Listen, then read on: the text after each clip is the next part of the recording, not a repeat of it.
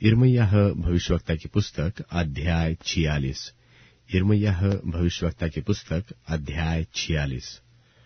अन्य जातियों के विषय यहोवा का जो वचन यिर्मयाह भविष्यवक्ता के पास पहुंचा वह यह है। मिस्र के विषय मिस्र के राजा फिरौन निको की जो सेना परात महानद के तीर पर कर्कमोश में थी और बाबुल के राजा नबूकदनेस्सर ने उसे योशिय्याह के पुत्र यहूदा के राजा यहोयाकीम के राज्य के चौथे वर्ष में मार लिया था, उस सेना के विषय ढाले और फरिया तैयार करके लड़ने को निकट चले आओ, घोड़ों को जुतवाओ और हे सवारों, घोड़ों पर चढ़कर टोप पहने हुए खड़े हो जाओ, भालों को पैना करो, झिलमों को पहन लो। मैं उनको व्याकुल क्यों देखता हूं? वे विस्मित होकर पीछे हट गए और उनके शूरवीर गिराए गए और उतावली करके भाग गए। वे पीछे देखते भी नहीं, क्योंकि यहोवा की यह वाणी है कि चारों ओर भय ही भय है। न वेग चलने वाला भागने पाएगा और न वीर बचने पाएगा, क्योंकि उत्तर की दिशा में परात महानद के तीर पर वे सब ठोकर खाकर गिर पड़े।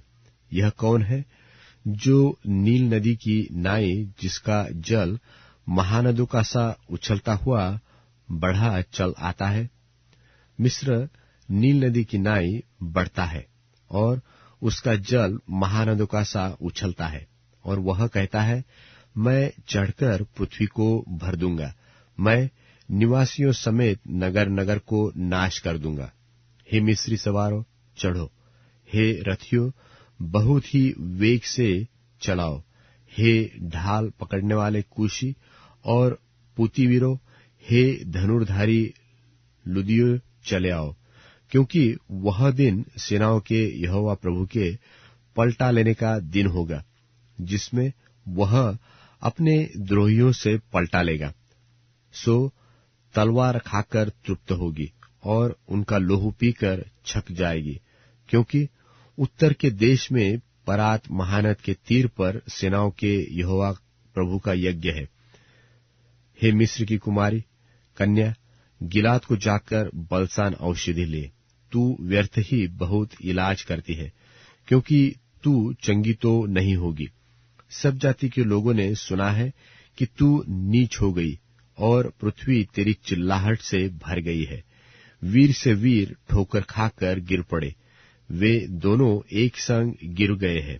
यहोवा ने यिर्मयाह भविष्यवक्ता से इस विषय का कि बाबुल का राजा नबूकदनेस्सर क्यों कर आकर मिस्र देश को मार लेगा, यह वचन भी कहा कि मिस्र में वर्णन करो और मिग्दोल में सुनाओ, हाँ, और नोप और तपन्नेस में सुनाकर यह कहो कि खड़ा होकर तैयार हो जाओ, क्योंकि तेरी चारों ओर सब कुछ तलवार खा गई है।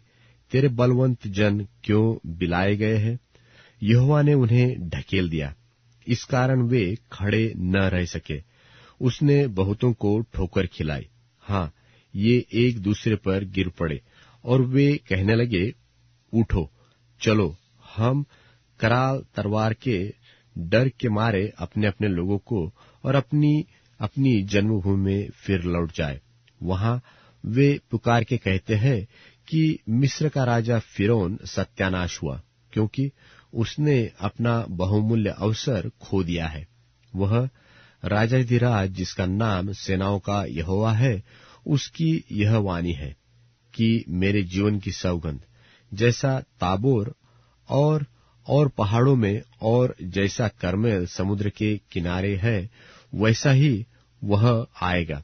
हे मिस्र की रहने वाली पुत्री, बंधुआई में जाने का सामान तैयार कर, क्योंकि नोप नगर उजाड़ और ऐसा भस्म हो जाएगा कि उसमें कोई भी न रहेगा। मिस्र बहुत ही सुंदर बछिया तो है, परंतु उत्तर दिशा से नाश चला आता है। बस वह आ ही गया है, और उसके जो सिपाही किराए पर आए हैं, वह पोसे हुए बछड़ों के समान है। कि उन्होंने मुंह मोड़ा और एक संग भाग गए और खड़े नहीं रहे, क्योंकि उनकी विपत्ति का दिन और दंड पाने का समय आ गया।